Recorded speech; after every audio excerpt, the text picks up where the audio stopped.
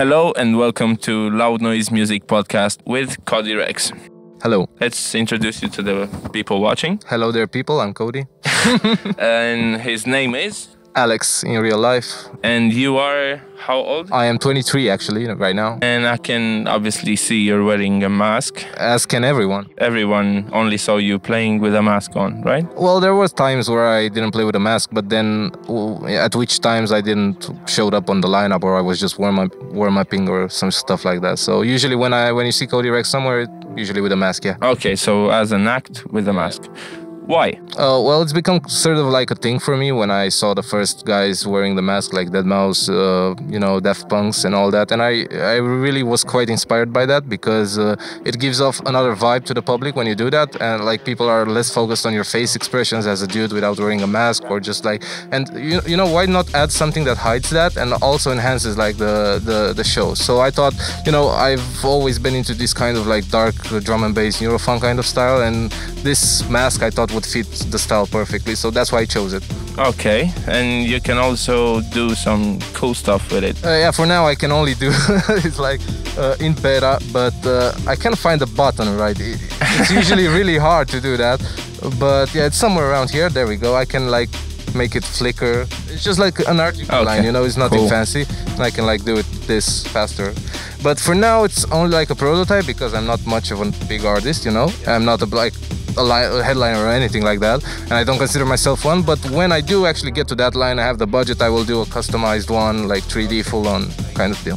Guess people would be curious about your backgrounds, if you have any musical ones, or... I don't have any like professional musical background, like I didn't go to like a music school or anything. Okay. I was just starting up in my bedroom. First I started with producing like about 4 years ago, but I only did it for fun, and I'm only doing it for fun now, but I didn't take it to a step where I want to like play out music in like bars or clubs. Okay. And so after I've produced a few songs and I really got into this like whole music industry kind of deal, then I started switching up to DJing so I can promote myself locally, because you gotta start somewhere, right? Yeah.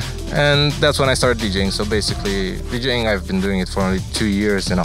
So about DJing, you play a lot of genres, not just neurofunk. You sometimes play maybe some jungle, sometimes some deeper stuff. Yeah, it depends on the time when I'm playing, or the guy before me or the guy after me. There's many factors that influence that. Yeah, the whole feeling of everything going on. Exactly. I cannot play neurofunk like when I'm at like, let's say 11 p.m. So right, I gotta warm up a bit. Like, even though I'm mainly a neurofunk focused artist, that's what I play the most. I can play other stuff as well. And when you say artist, you also mean you produce music? Yeah. I've seen and I've heard some dubstep, I've seen and I've heard some neurofunk. What's your main focus right now? My main focus is neurofunk, but since I'm an amateur artist, I just came in the scene, I'm like not even relevant for like 2 years for now. I'm starting to like experiment with a lot of other genres, so I can learn a lot more from other musical genres other than just drum and bass, because I think there's something you can learn from everything. You told me you're working on an EP right now? Yeah, I'm actually working on a few tracks that I plan on releasing as an EP. It's one that's going to contain a Eurohop kind of genre. It's like mostly something experimental. Okay, so like hip-hop but neuro. Yeah, exactly, something like that. It's only one track, although the other two are going to just be neurofunk tracks. Where would you like to release? What labels inspire you? Where do you see yourself fitting best? Obviously, since Eatbrain kind of got me into this whole thing, I would like to see myself there. That's my tattoo right here on the arm, but that's not necessarily where I want to aim to be at. Like I want to aim to fit somewhere where I can really fit with my music genre. I don't have to have limits to what I can and cannot do. So right, even though I like Eatbrain and I would like to see myself there, if I get somewhere where my music gets me without me trying to constantly be there, I'd be happy. Like, for example, I don't aim for any labels, I just wherever natural feels. Exactly. I just go with the flow. Like, if I send my music to some labels and they like it, sure, why not release it there? Yeah. So, we're in a pandemic. I would like to know how it affected you. What were your plans for this year or the last year even? What my plans were and what actually happened, like, there's a big gap between those two things, because I wanted to I was like, oh, fine, like, I get time to stay in house and actually work on music, but everyone knows that's a lie. That's been an artist in this kind of period, because it wears you down mentally and creatively. Like only you staying in between four walls without going to any raves or just listening to some music with some people, having a good time, you just get kind of like in that comfortable mind state in which you are not productive, and you say you're gonna be because you have enough time. You say next day, it never happens. What would you recommend people that just started out this year or the last year, facing the pandemic? As an artist, I don't think you have any pluses at the moment and you don't have any head start.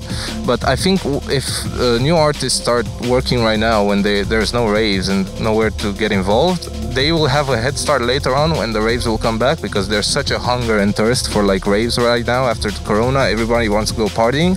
So I think that's their biggest chance to like release their tunes, just be out there in the spotlight. So it'll boost you as well, because everyone's gonna seek out music, raves, and you got plenty of chances to like make yourself heard. And do you think artists could do something other than producing to help with this, or help themselves out of this pandemic? Well, depends. What do you mean by help themselves out of this pandemic? I mean, like, obviously, nobody's making any more money nowadays, and I know that. Obviously, as you said, it affects you mentally. What do you think they could do to keep the scene going, to keep everything as much as possible as it was? What they could do already happened. Like there's plenty of live streams, and I saw plenty of live shows happening, keeping the scene going. But you know, the hit that the scene got during this pandemic is like not controllable by everyone. So a lot of people, of course, are gonna give up raving because of this, or they're gonna switch genres. But that's the nature of reality, right? You cannot do any more than just like keep on pumping out music, work on stuff, learn to DJ better, make some live streams, do everything to just keep the people up to date to what's happening in the scene and the industry. Cool. So what would be your plans for the future as soon as it's over with this, or as soon as you, I don't know, you start producing more music and on bigger labels? Or what's gonna be, I don't know, what would be something you would like to happen in your career, or any milestones, any? I would like a lot of things to happen, but I'm not like all in for them, because I started off just wanting to produce music, and that's what I feel like I want to be doing, and not just try to push for labels and try to push for fame, or just like try to compete with other artists, because that's not the point of it. Since I only started like for fun, I'm continuing it for fun, because right now anyhow the music scene is probably really at its lowest that's been. And if I really wanted to push it for it, I would have released in this pandemic like a lot of tracks, but really I just didn't feel up to it. So why force myself to do something if I don't feel like doing it? So after all, I don't have a schedule. I don't like make tracks regularly for the moment, but I'm trying, and I would like to achieve to that point and get to that point. That's my future, like you know. So signing to a label would be the best signing thing to a label have. would be good, but would put a lot of stress on me as well. So labels want consistency. If you don't like consistently release tracks at their label, you're practically just a peon. Just release one. That's how most labels do, and I don't really want that right now. I'm not at a point where I want to do this every single day. I'm just doing it for fun. Yeah. So that's the irregular tracks. Cool. Is there anything you wanna talk about? I want to talk about you. Let's flip the coin now. This will happen anytime soon, but not now. Thanks for tuning in. This has been the LoudNoiz Music Podcast with Cody Reks. See you guys.